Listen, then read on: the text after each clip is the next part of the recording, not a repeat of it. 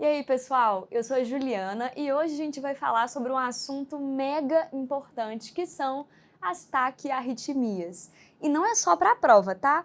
Mesmo que você queira ser dermato, oftalmo, qualquer médico tem que saber um mínimo sobre essas arritmias, porque isso pode salvar a vida de alguém. E eu já vou te adiantar que você precisa ter alguma noção de eletrocardiograma. Então não deixe de assistir essa aula introdutória sobre os conceitos básicos de eletro. Então, beleza, começando pela definição. Taquiarritmia é uma alteração do ritmo normal do coração que cursa com um aumento da frequência cardíaca, ou seja, uma frequência maior que 100 batimentos por minuto. Então, eu vou te mostrar aqui um exemplo de taquicardia bem comum, uma taque sinusal. Só de bater o olho eu já sei que isso aqui está numa frequência cardíaca bem alta. Você já aprendeu comigo aquela formulazinha para medir a frequência cardíaca no eletro, mas eu vou te passar agora um macete para você bater o olho e detectar que é uma taquicardia. Você vai olhar para a distância entre dois complexos QRS, ou seja, o intervalo RR. Se a distância for menor do que 3 quadradões, pronto, eu sei que a frequência é maior do que 100 BPM. Então guarda esse macete para você não ter que ficar fazendo continha toda vez. Dito isso, vamos começar a nossa conversa com a seguinte pergunta. O que gera uma taquiarritmia? Por que o coração acelera? E aí, gente, existem alguns mecanismos para isso, mas eu vou te contar agora sobre o mecanismo mais comum das arritmias. Imagina aqui um estímulo normal que surgiu lá do nó sinusal e está percorrendo o seu caminho. Imagina que ele se depara com dois caminhos possíveis, uma via chamada de via rápida e outra via chamada via lenta. E aí, certamente, ele vai ser transmitido preferencialmente pela via rápida. Então, o nosso coelhinho, mais que depressa, vai carregar esse estímulo rapidamente para o lado de cá. E assim que ele percorre a via rápida, essa via fica temporariamente bloqueada, indisponível, refratária. E é aí que mora o perigo. Se nesse momento surgir um estímulo anômalo, por exemplo, de uma extrasístole, que é esse raio doidão, ele só vai ter um caminho possível, a via lenta.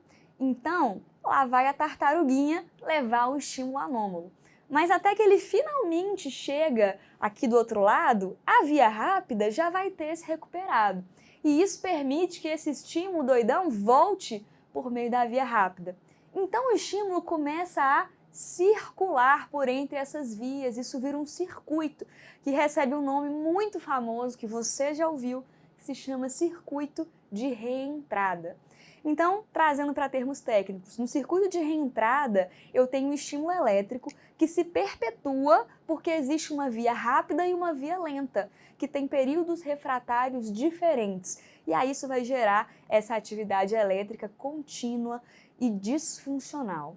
E aí esse circuito, na vida real, ele pode ser causado por algum dano tecidual ou fibrose no coração, por exemplo, áreas de infarto, pode acontecer no paciente com miocardiopatia, com alterações da arquitetura cardíaca, pode ser alterações congênitas, enfim.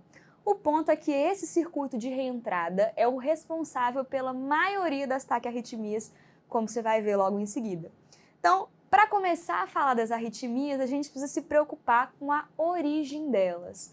Ou seja, olhar para um eletro e pensar, onde que nasceu essa arritmia? Ou como a gente diz aqui no meu país, Minas Gerais, você é filho de quem?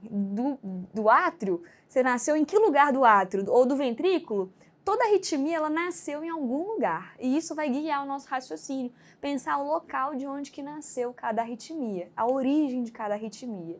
E por um motivo bem simples. Você lembra que o estímulo, ele desce para o ventrículo muito rapidamente por meio do nosso sistema de condução, que são células altamente especializadas em fazer essa condução rápida, de flash. Ou seja, se essa despolarização ventricular é muito rápida, isso gera um QRS muito estreito, menor do que 3 quadradinhos. Lembra disso da aula de conceitos básicos? Então a única forma do complexo QRS ser estreito, bonitão, é descendo nesse sistema de condução super veloz. Em outras palavras, se o QRS é estreito, Eu sei que o estímulo passou pelo sistema de condução. E se passou pelo sistema de condução, isso significa que o estímulo nasceu acima dos ventrículos. E qual que é o nome que a gente dá para uma taquicardia que nasceu em cima dos ventrículos, lá em cima? Isso mesmo, taquicardia supraventricular. Então eu vou resumir isso aqui para você nunca mais esquecer.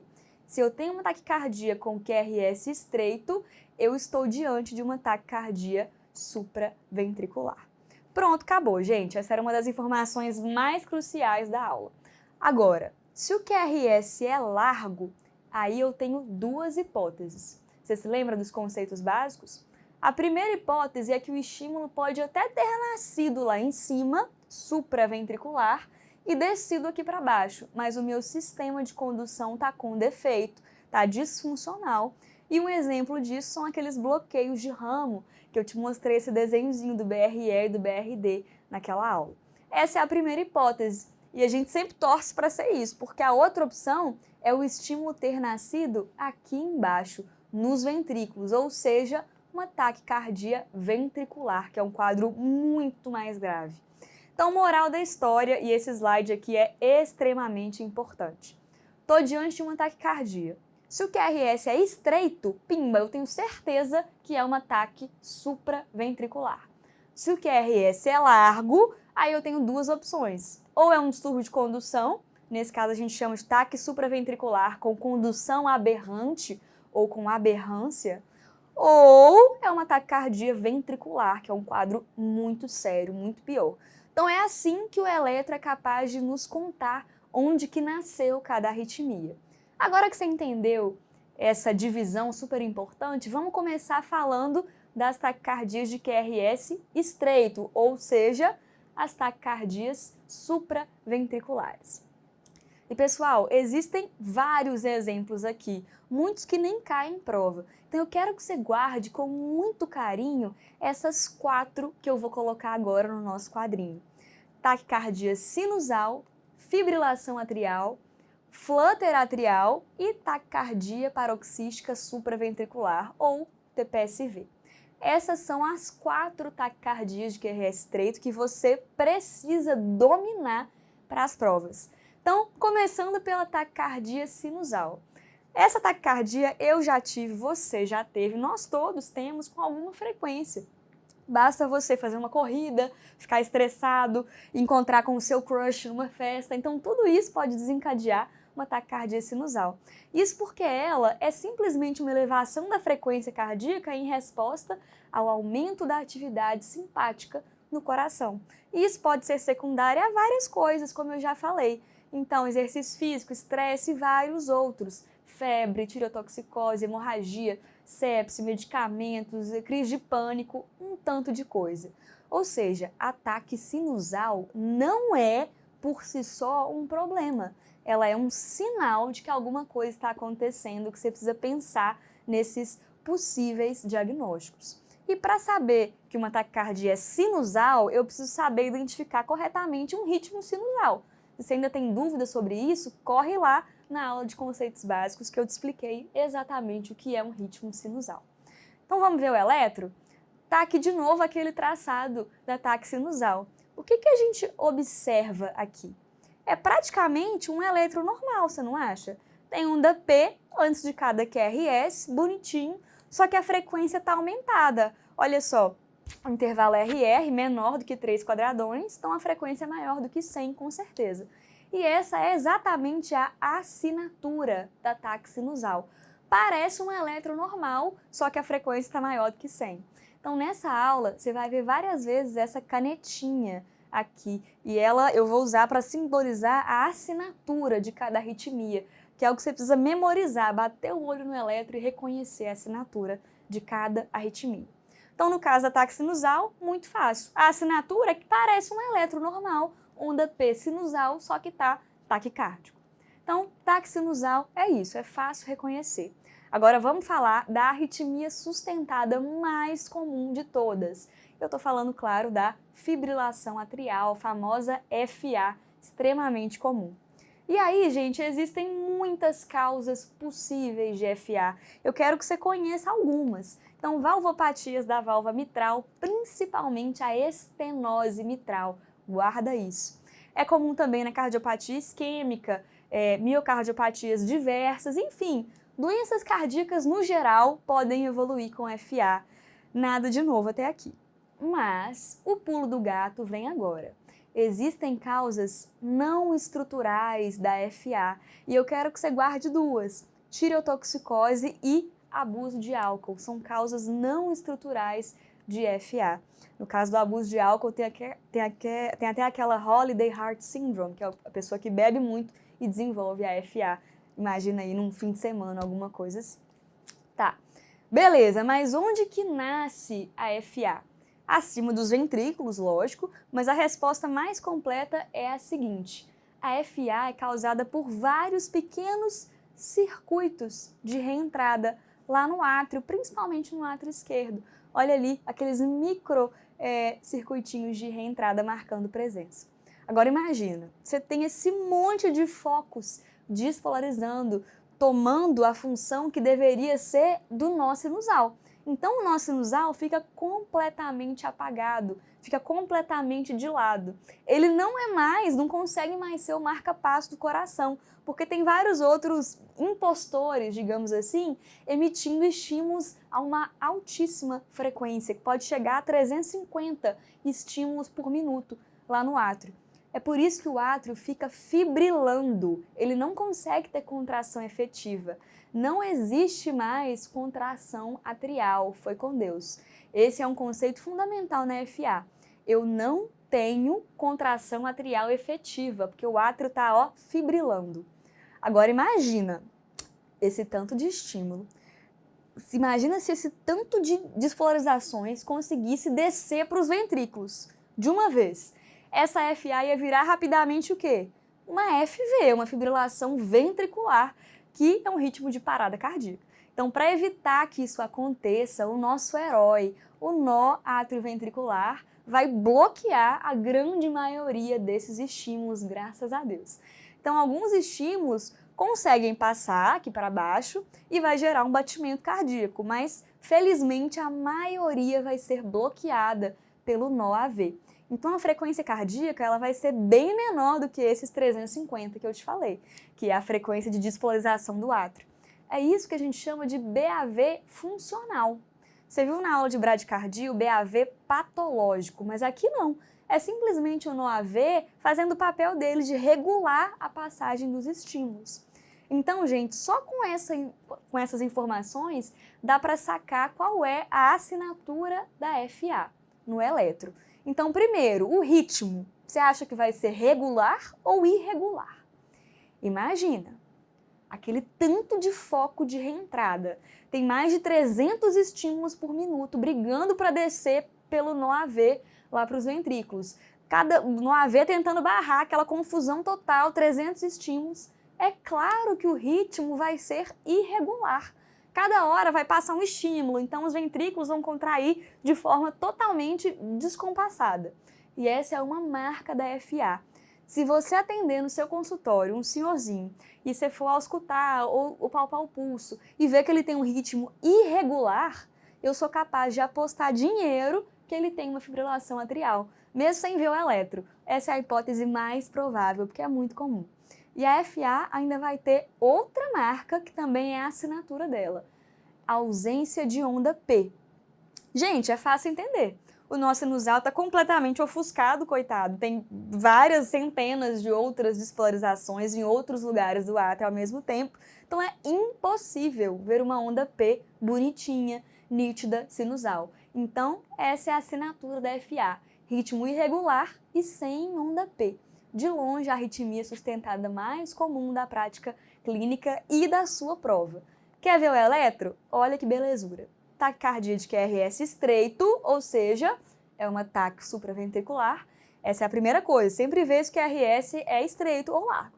E você nota de cara que o ritmo é irregular. Cada hora o intervalo RR está de um jeito. Então, aqui, ele está menor do que 3 quadradões. Depois, está menor que 1,5 quadradão. E o próximo está mais ou menos 3 quadradões. enfim, totalmente irregular. E é muito nítido que nesse traçado não tem onda P bonitinha antes dos QRS. O máximo que eu vejo são essas mini ondinhas bem tremidas, que a gente chama de ondas F. Essas ondinhas vão representar justamente aqueles vários estímulos que estão desvalorizando lá nos átrios. E nem sempre a gente vê essas ondinhas tão claramente. Olha só esse outro exemplo. Bati o olho, vi que tem um QRS estreito, com ritmo irregular, e eu realmente não tenho onda P. Então, sem sombra de dúvidas, isso aqui é uma FA. E, gente, a FA pode ser classificada de algumas formas. Eu posso classificar quanto ao tempo de instalação, então eu posso ter uma FA aguda, que é a que geralmente surge no pronto-socorro, com menos de 48 horas. Eu posso ter uma FA paroxística, que vai e vem de forma súbita em menos de 7 dias, ou posso ter uma FA crônica, persistente, aí que dura mais do que isso. O paciente está sempre com aquele ritmo irregular da FA. Agora, outra forma de classificar a FA é quanto à resposta ventricular. E aí é basicamente avaliar a frequência cardíaca. Se a frequência estiver muito alta, é uma FA de alta resposta ventricular.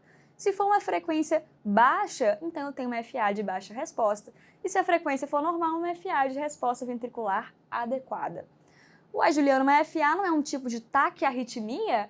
Quer dizer que a pessoa pode ter FA e estar bradicárdica? Sim, meu querido. O que determina a resposta ventricular, a frequência que os ventrículos vão bater, é a quantidade de estímulos que vão conseguir atravessar o nó AV, lembra? Então, em todas elas, eu tenho aqueles vários focos de reentrada disparando loucamente e fibrilando o átrio. Aí isso pode gerar uma taquicardia, uma frequência normal e até uma bradicardia. Bom, mas talvez você se pergunte, qual que é o problema do paciente TFA? E daí se ele tem esse ritmo irregular e sem onda P? É o seguinte, existem dois grandes perigos da fibrilação atrial, principalmente. O primeiro deles é evoluir com uma IC descompensada. Pensa que esse coração não tem mais contração atrial, porque o átrio está lá fibrilando.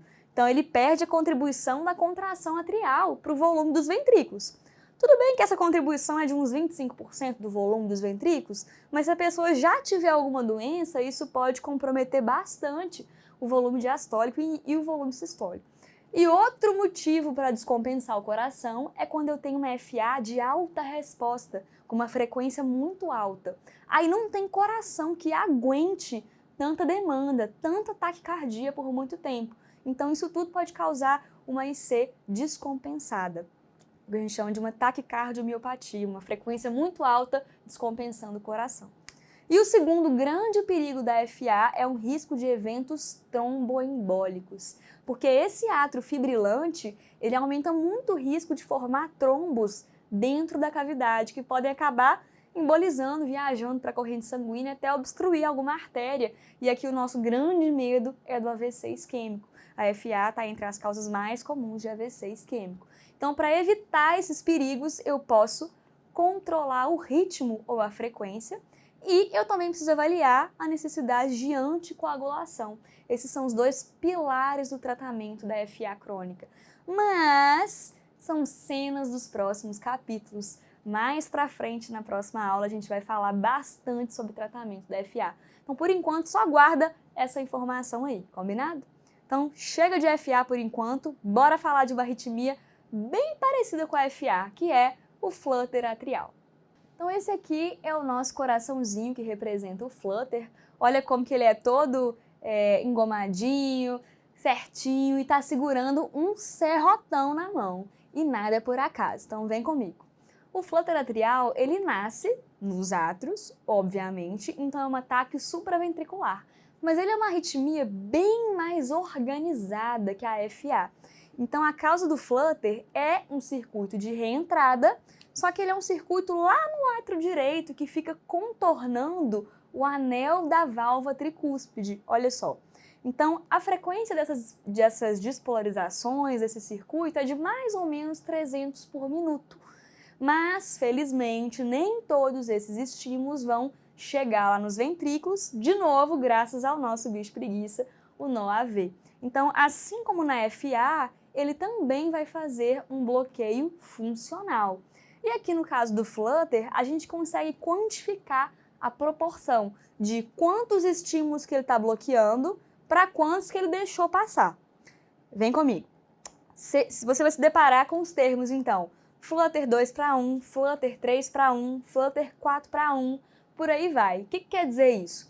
Um Flutter 2:1 significa que a cada 2 estímulos, um deles vai conseguir descer para os ventrículos. Então pensa que se o Flutter está lá no átrio, no anel da tricúspide, emitindo 300 estímulos por minuto, a frequência cardíaca desse coração vai ser por volta de 150 BPM. Isso aí é uma marca do Flutter 2:1, porque a cada 2 estímulos, um consegue descer e despolariza os ventrículos. Então isso gera uma frequência de mais ou menos 150 no Flutter 2:1. No Flutter 3:1, a frequência aproximada vai ser de 100 BPM. Então quem define a frequência cardíaca no Flutter é o BAV funcional que o nó AV está fazendo. Ele está bloqueando algumas e deixando algumas passar.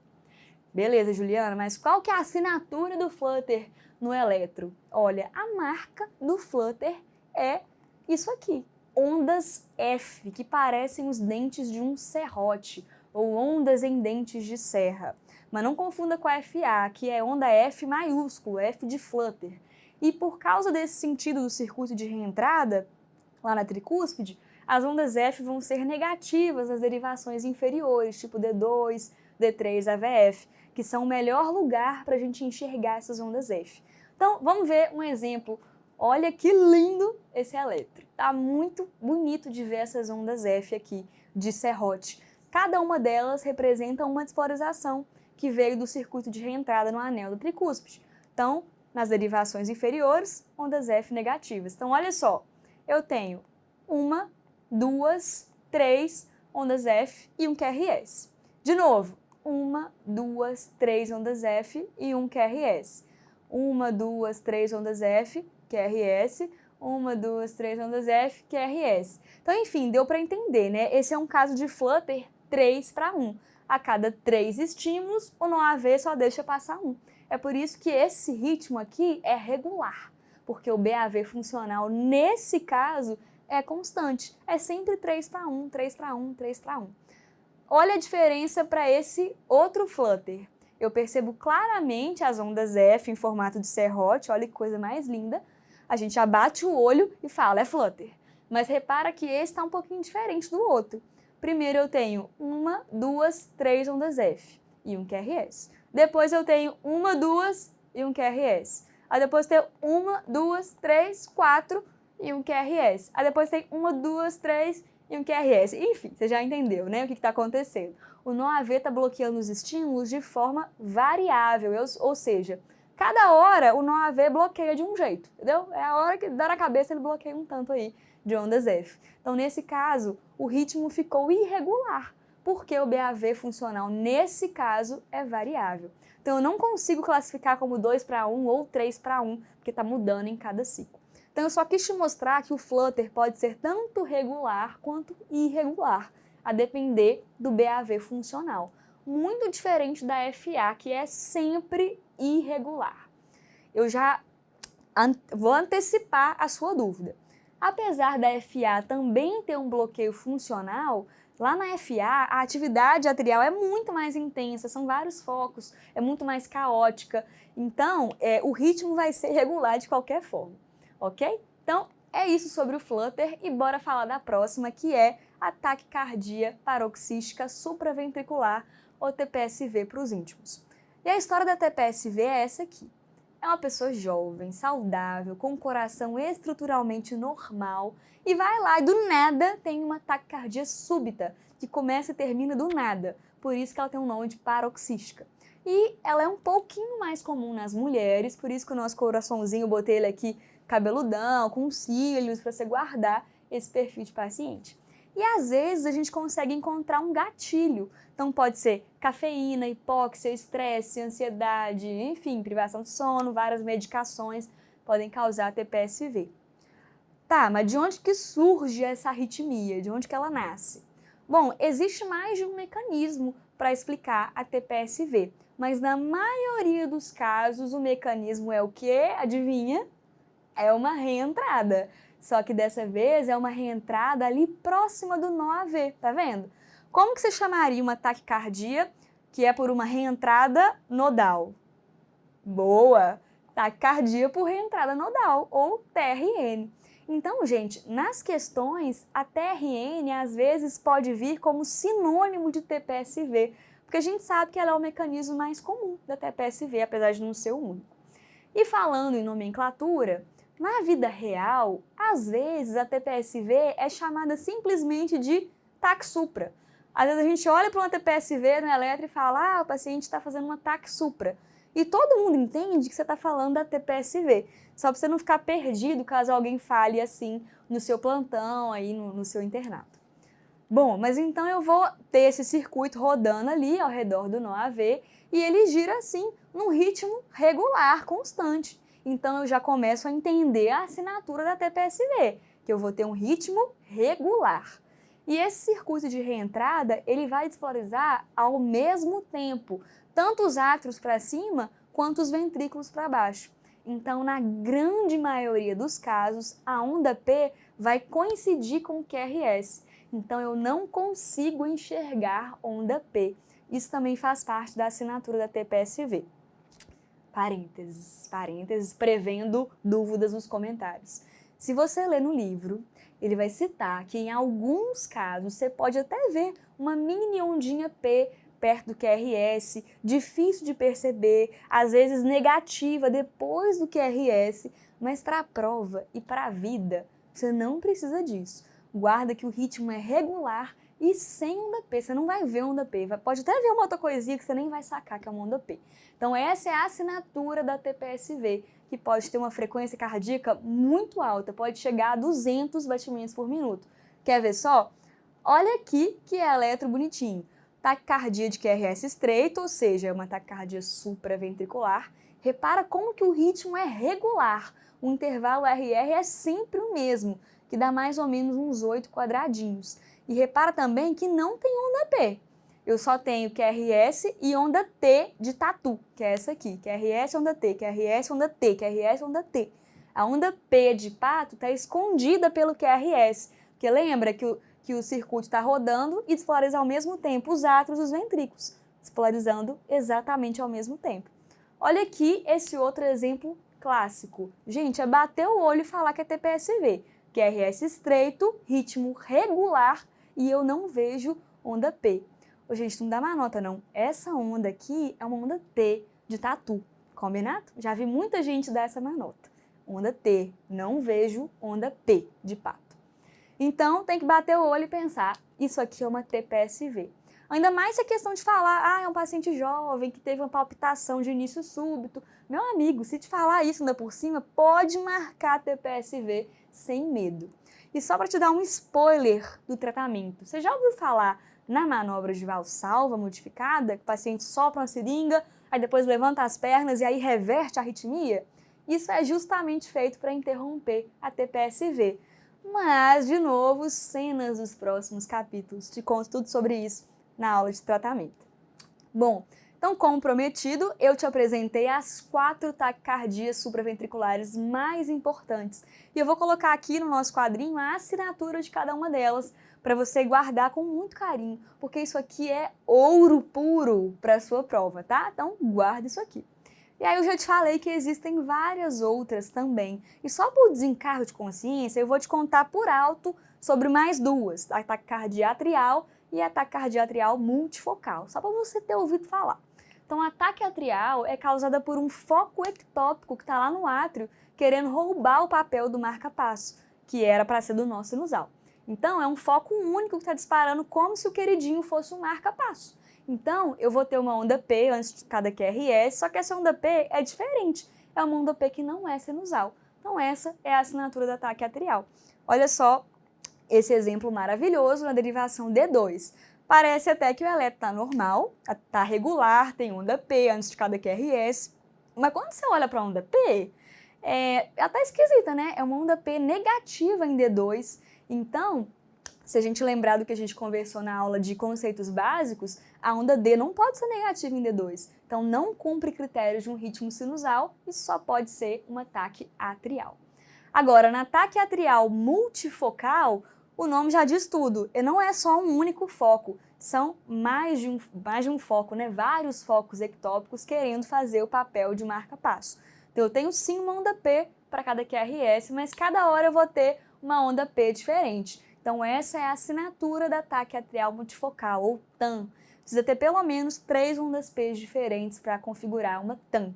Então pega aqui esse exemplo. Tá aqui primeiro uma onda P negativa, depois uma onda P positiva, e depois uma onda P positiva grandona. Então assim, isso não é uma onda P sinusal normal, cada hora tá de um jeito. Isso aqui é uma taquicardia atrial multifocal. Inclusive, curiosidade, essa arritmia é bem típica do paciente com DPOC grave, sabia? Principalmente DPOC exacerbado.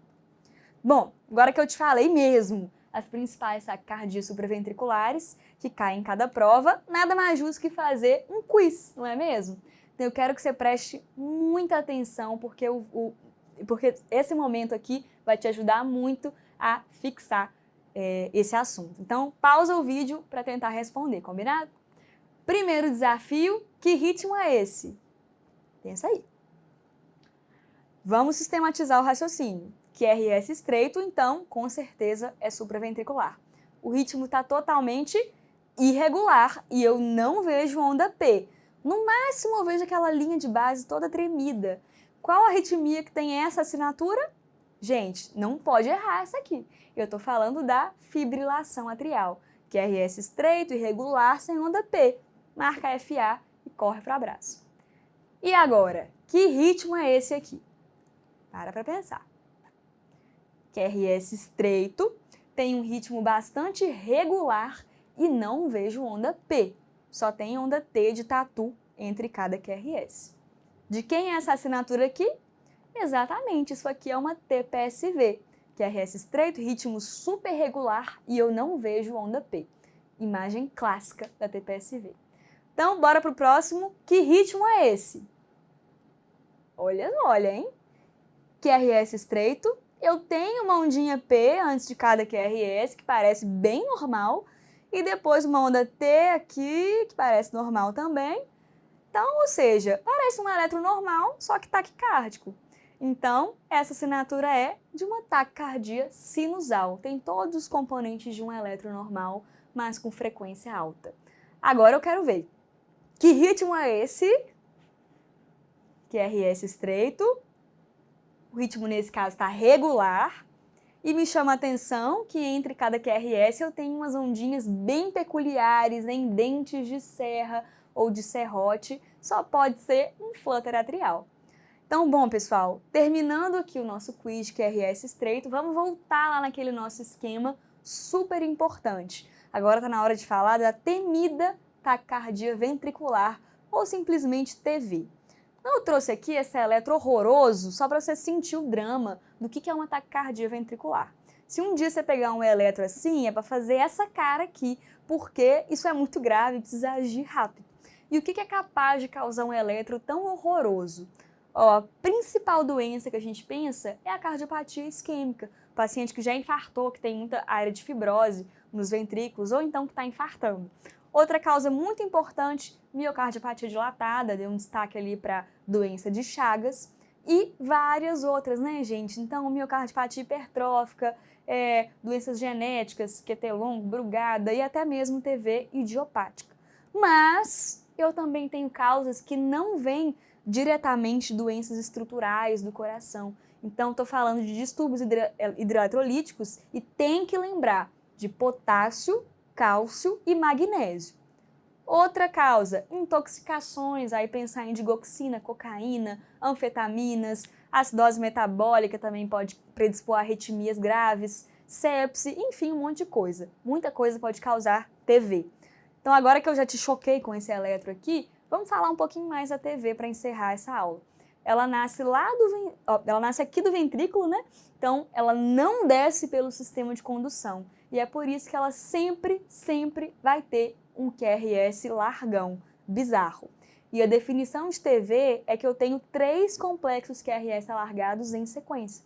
E isso pode acontecer de forma não sustentada, por poucos segundos, ou então sustentada, que dura mais que 30 segundos, Ou então, que causa uma instabilidade grave, independente do tempo, que você precisa reverter logo. Então, essa é uma forma de classificar a TV quanto ao tempo de duração. Outra forma é pela morfologia do QRS. Então, existe a TV monomórfica, que os complexos QRS têm a mesma morfologia, olha só esse traçado aqui, todas muito parecidas, essa é a forma mais comum. Mas também existe a TV polimórfica, com vários formatos de QRS. E aí eu estou a um passo de virar uma FV, uma fibrilação ventricular. Eu coloquei aqui um tipo bem específico de TV polimórfica, que é super famoso, já até comentei em outra aula.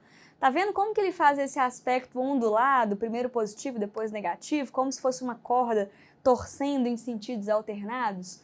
Olha só esse outro exemplo bem bonito, bem figura de livro. Essa é a famosa torsade de Poin, que é a torção de pontas que tem relação com o intervalo QT longo. Lembra disso? Olha como que eu tenho esse aumento e diminuição de amplitude, a marca da torsade de Poin.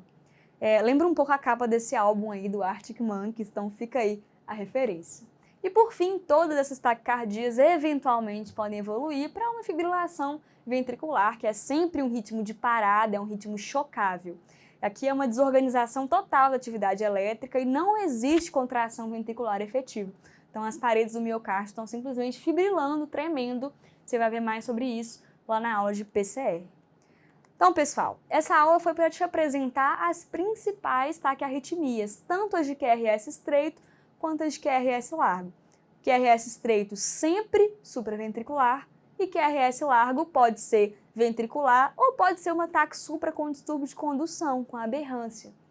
E aí você pode se perguntar, como que eu diferencio esse caso aqui? Se é um ataque ventricular ou se é um ataque supra com aberrância?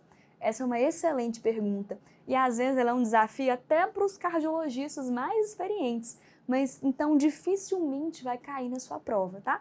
E essa diferenciação pode ser feita usando alguns critérios, eu coloquei ali em cima, caso você tenha curiosidade. Critérios de Brugada, critérios de Verec. Mas na moral, eu vou resumir a ideia e vou deixar aqui algumas dicas práticas para a prova e para a vida real. Se você pegar uma taquicardia de QRS largo e o eixo do QRS está muito desviado, tipo para cima e para a direita, ou seja, está positivo em AVR, você vai pensar em TV. Se o QRS está muito alargado, está bizarro, está horroroso, você vai pensar em TV. Se o paciente sabidamente já tinha uma doença estrutural grave ou já teve TV antes, eu penso que ele tem uma chance maior de TV. E por fim, e mais importante que tudo isso, se eu estou diante de um ataque cardíaco com QRS largo e eu não faço a menor ideia se é ataque supra com aberrância ou se é TV, eu vou tratar como TV e pronto, porque a TV é muito mais grave. Então, na dúvida, meu amigo, considera como TV. Na dúvida, é taquicardia ventricular. Combinado? Bom, pessoal, então a gente terminou a nossa primeira aula de taquiarritmias. Eu sei que é um tema difícil, mas eu espero ter te ajudado a entender melhor e a organizar esses diagnósticos da sua cabeça. Então, te espero na próxima aula sobre o tratamento das taquicardias. Até lá, tchau, tchau!